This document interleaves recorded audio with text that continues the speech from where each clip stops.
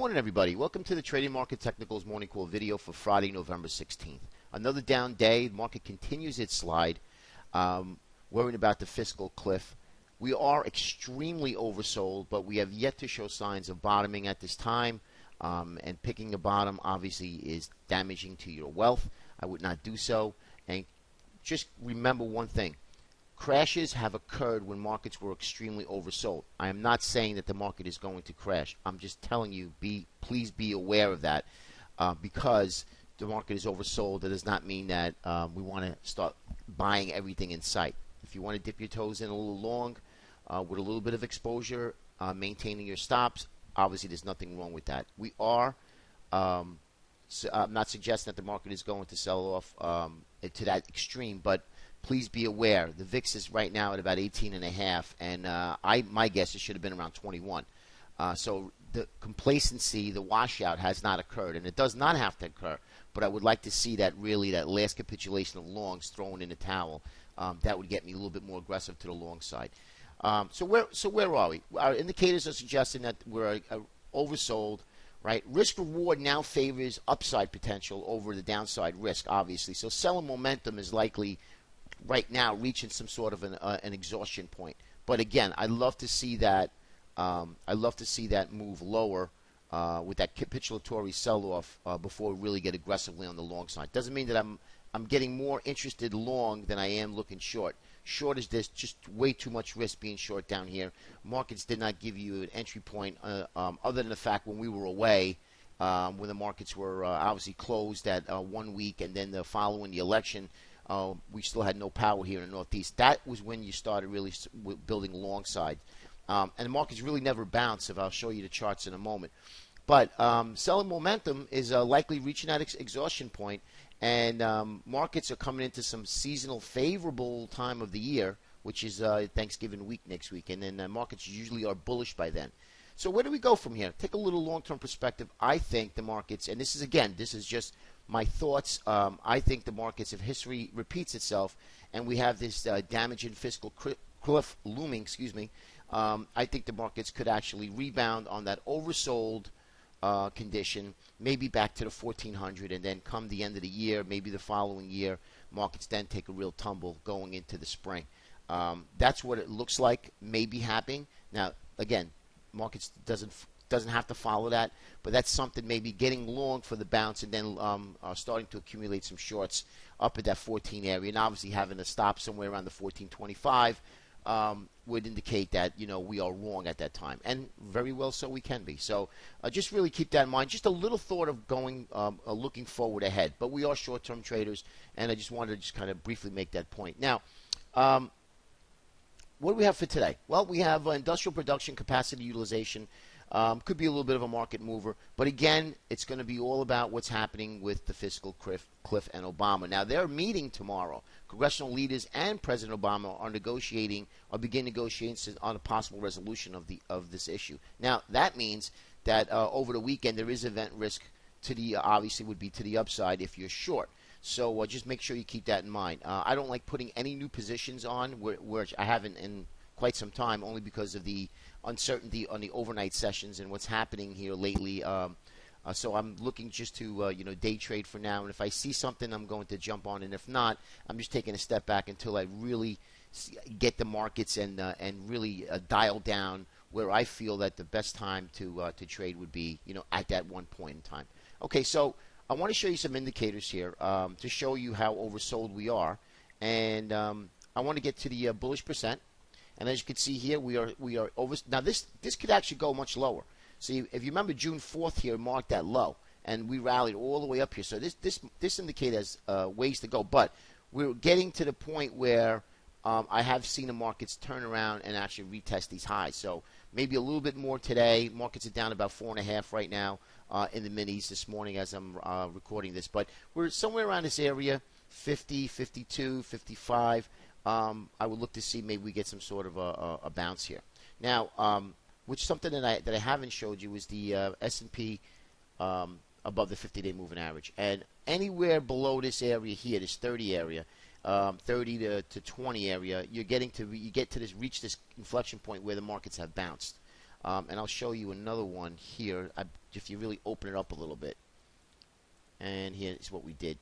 You can see here, here, here, and here. And we're not quite right there, but anywhere below 20. So we're getting to that point where markets are ready to bounce. And if you remember that cycle that I showed you yesterday would be the 52nd day into this decline. So timing-wise, we're maturing as well. So just keep that in mind. NYMO, take a look at a NYMO. We're outside that Bollinger Band that issues a buy signal to the market. We are deeply oversold here, down negative 92. Okay, and as you can see here, anywhere in these areas, we have actually produced a beautiful bounce. So we're getting to that point. Maybe this morning, if they can wash them out early and then they rally going into the end of the day, or possibly maybe even on Monday. So if you have a list of your favorite longs, get them ready, because I think we're going to be close to getting some sort of a bounce. This is the only thing that scares me, is the VIX. Now, I have no idea why the VIX has not breaking above 1940 somewhere in this area. This tells me there's still not enough fear in the market. And that's, again, doesn't have to happen, but I'm just concerned that this hasn't happened yet. Copper, holding in nicely, firmly, as we sold off yesterday. But this holding this base going to really need to hold, otherwise we're going to test a low here. And that's something that I really do not want to see. I'd like to start breaking above this resistance area at 355 and start really working its way through these moving average resistance. U.S. dollar into real nice heavy support now, resistance, excuse me. So the U.S. dollar at 81, 81.50, maybe another pop up and then fail, close with a red candle. That would be really interesting to me, that I'm going to get a little bit better looking at longs. I watch the dollar every single day. Guys, you need to watch it. If you don't have the future, the UUP is where to go. Also, the Russell, gauging amount of risk, and of course, some of the big tech stocks I like to look at. Of course, Apple, Amazon, Google, Netflix. You can even look at that, but that's been some sort of a skewed play, because you have Carl Icahn looking about buying a big stake of it. So I kind of stay away from that. All right, so now let's run into the charts real quick. And as you can see here, I like to show you that 10-minute. See, when we were way back in here, this is where we started. Here's the election. 2 days down, 3 days sideways, and 2 days down again. Never a bounce to produce that bounce where I can get somewhere up in here, is where I really would have legged into a bunch of shorts. We just literally stayed lower, and then we just broke, and look what happened. So not much shorting for me. I think the risk is a little bit more to the upside, so I'm gauging my risk, and I'm thinking, you know what, I'm just going to wait for either a real decent bounce intraday, which we haven't had, if you could see this quite clearly here, and then or I'm going to just wait for that bottoming process to form, and that's what I'm looking to do. You don't have to trade every day. Remember that. Cash is a position. Okay, now let's take a look at a weekly chart here. I'm going to have a bunch of weekly charts for Monday morning's morning call. We're sitting here on support. Okay, this is going to be an area. The next area will be 1325, 1325. Call it. That'll be your next area on a weekly chart, if we don't hold this 1350 area. Our ATR chart versus the S&P, real nice looking chart here. As you can see, we'll get approaching the ATR is approaching this area here where we had a nice sell-off in the market, and then we had that big rally. So looking better. I think it needs a little bit more work to the downside, and then we can look to buy in this market. Okay, couple of indices have now hit the 61.8% retracement. I like the fact the bottoming tail. If you look at the bottoming tail here, you could see that buyers stepped in right at that 1347, 1350. And I mentioned to you that 1350 is going to be a line in the sand. Otherwise, we're going to really see that 1320 area, this area of support, if you could see here. And that'll come right into this area. So 1325, 1310, and then, of course, the round lot 1300 then would be your real next stop. And we really don't want to get down there. We want to start working its way back higher. So 61.8% retracement held. We had a little bit of buying coming, and a little buy program came in early in the afternoon actually, and really kind of paused this market lower. And if you see a 60-minute chart here, that negative divergence did not play out. We had a small little bounce and failed, and now again back into that oversold territory. And spiders, just to show you volume, another big distribution day, 61.8% retracement. We did hold. So at least a decent little positive sign going into Friday. Now, today is options expiration, so just keep that in mind, guys, okay? Now, our Apple. Our analysis is pretty much dead on so far. We did say our buy-in would be 522. we reached 522.75 as the low in Apple. So therefore, if you're interested in taking a long trade, you should have initiated the trade yesterday or even sometime this morning. Your stops would have to be based on your account size and your risk tolerance. So, but really needs to be well below, anywhere below 518 to really trade this properly. And it is a $500 stock, so you remember that accordingly. So if you're trading it, you're going to need to put your stops accordingly way below 518. If we do not hold this area, we're going to have a flush down to 500, guys. And as you see, I mentioned I left my notes here on the charts for new people that are following me. We've been playing this out for somewhere around the 700, 690, looking to short in this area. So this needs to hold. This is going to be a do-or-die situation. Actually, if you look at the candle is ugly. I mean, literally ugly, that it could not produce a bottoming tail. So this is really concerning to me. If you did not buy it, I look to see where it opens and see if it flushes and gets back above 522, and then I would look to nibble in, and I would be nibbling. I would not be saying all in.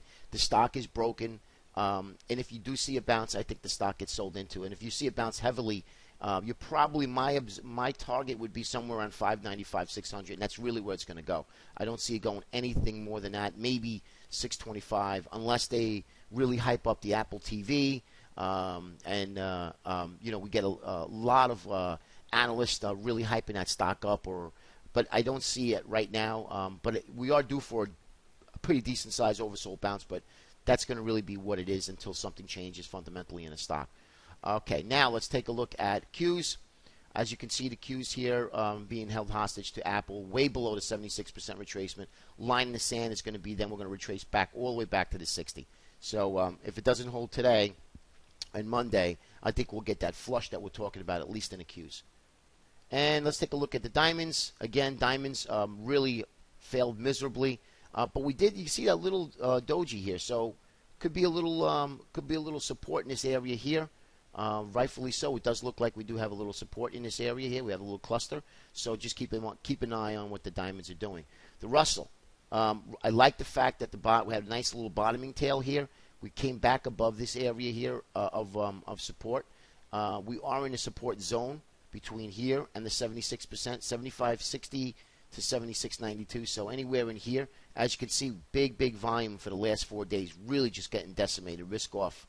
And IWMs, that's why I like to look at the IWMs or the Russell, the RUT ETF future. Transports recovered nicely, nice big bottoming tail, hit that area of support, which I have right to the penny. And as you can see here, trying to work its way back up. Again, we're coming into that seasonal strength for the transport, so the truckers are going to be in play soon. Keep an eye on that as well. USO, we have geopolitical tensions happening overseas, as you know, with Israel. So I would be really focusing on oil. Anything back above this little cluster area here of $32, $32.15 could get us a little gap fill at least to this downtrend channel right up in here, and then of course a break back above it would have send oil right back up again. And I really don't like trading it. I'd rather be looking for it at the long side. There's just so much event risk that happens in oil. So for me, I just like kind of look there for a day trade. Absolutely. But anyway, look for a break back above $32. Look to get that would entice me to get long. Even look at some of the oil service names as well. GDX, I mentioned, let's take a look at a 61.8% retracement.